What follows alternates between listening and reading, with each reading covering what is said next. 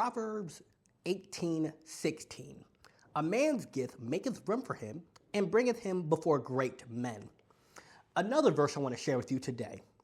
Proverbs 20, verse 4. The sluggard will not plow by reason of the cold. Therefore he shall beg and harvest and have nothing. Now, the reason why I'm sharing those two verses with you today is not because it's the belief that you should have, or I'm not saying you should believe what I believe. That's not what this is about. This is about simply sharing wisdom. This is simply about sharing something I realized and something that benefited my life and it could benefit yours. The first verse, a man's gift maketh room for him and bringeth him before great men. What does this mean? Each of us has some sort of gift, some sort of talent, some sort of ability. Maybe you're really good at making music, or you're really good at teaching people something, like a math tutor or something. Or maybe you're just really physically gifted, like you're an incredible athlete. That is your gift, and that gift could put you in the NBA. That gift could get you a job as a tutor. That gift could get you a job as a musician. Your gift will make room for you. For those who are new, my name is Lawrence, and I'm a public speaker, as you could probably assume. And I'm 20 years old as of the time I'm recording this. And I help teens and young adults improve their mindset, self-love, confidence, and ultimately their outlook on life so that they can improve academically, personally, and just in life overall. It's a really beautiful career. And as a kid, my teachers used to tell me all the time. It was my third grade teacher, Miss Chin, actually. I wonder if she'll ever find my videos. She said, if you got paid to talk, you'd be the richest man in the world. And I was in third grade. Then, when I graduated high school, the award I got was most talkative. So it's pretty interesting how I became a public speaker.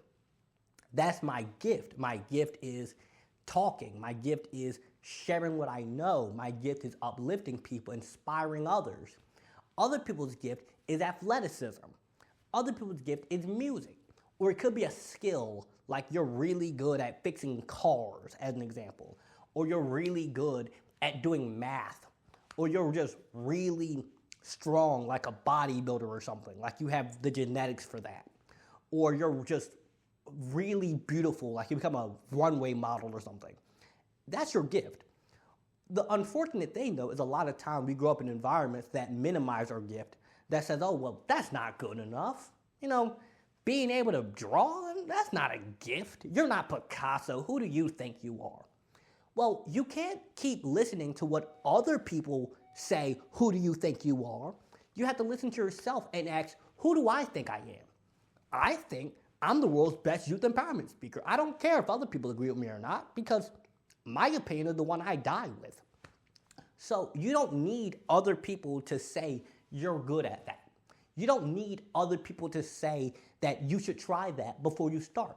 You just say, hey, I think that I have a chance. I think that I could do this. I think this is worth me trying. Because that gift, if you use it, will place you in these great rooms. I've spoken across the country. I've spoken on like 60 podcasts, I believe. I've spoken to thousands of teens and young adults. I've done a lot of great things. But why is that? It wasn't always easy at first. There were many times when it was hard, when I recorded videos in the rain, when I was getting hate comments, when I was getting thumbs down, when I wasn't getting no views. It was plenty of times when that was the case. But as Proverbs 24 says, the sluggard will not plow by reason of the cold. The sluggard is someone who is very sluggish, lazy, slothful, not willing to do the work by reason of the cold. Well, it's hard. I'm tired. I don't feel like it. Everyone else has it so much easier. By reason of the cold, they're making an excuse. They're saying that because it's hard, I'm not going to try. Because people might make fun of me, I'm not going to post my song. Because people might dislike it, I'm not going to post my TikTok or my video. Then, therefore, shall he beg in harvest and have nothing. If you refuse to do the work on the day when it is hard, eventually, when it is time that you could have had all the things you want, You'll be there saying, man, if only I could have, well, if only I would have, man, I should have, but you didn't. And on the day when it's hard, those are the days that really show you what you're made of. Because if you can record your YouTube video when it is storming outside and it is raining and people are making fun of you and people are honking horns and the phone overheated and all these things I had to go through, that is what taught me how to be able to keep staying consistent. Because you will not always feel like it. It won't always be sunshine and rainbows. There will be storms.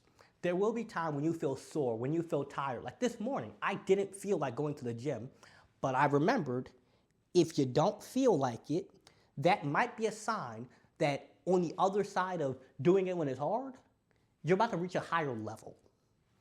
There will be many things in life that you don't want to do because it is hard, because I'm tired.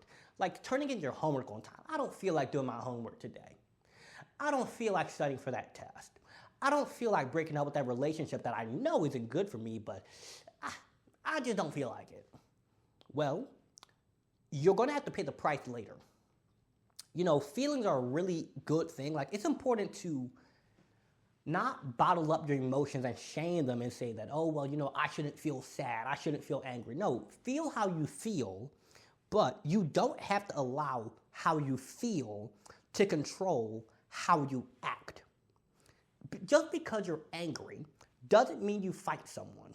Just because you're sad doesn't mean that you have to spend the entire week in bed. Like if something tragic happened, yeah, take your time. But if something happened, like someone insulted you, like they said, I don't like your shoes, I don't like your hair, you don't need to spend the entire week sobbing about it. You know, and understandably, when you start putting your gift out there, when you start posting your music or posting your TikToks or making your videos or dancing or whatever it is for you, somebody's not gonna like it. Somebody's gonna make fun of it. Somebody's gonna say, man, you talk funny, you look weird, I don't like your song, you're ugly. People are gonna say that. But that gift that some people are like, I don't like it, other people are going to love it. Think about music. There are people who love country music, but a lot of people don't. There's a lot of people who love rap music, but a lot of people don't. There's a lot of people who love jazz. They love pop, reggae, R&B, trap. There's like a million different music genres. Electronic, disco, house. Think about how many music genres there are. So you don't have to be like everyone else. And you might be making TikToks or YouTube videos. I'm just using myself as an example. You look at my videos and then you look at somebody else like Tony Robbins. It's very different. Or someone like Myron Gaines, very different. It's so different. However, I do it my way, and there's people who love my way. There are people who love how other people do it. There are people who love all these other people, but then I have my people. And you can't get your people if you're not being you, if you're not doing your thing. Imagine if you were meant to become an NBA player, but you're trying to become a gardener.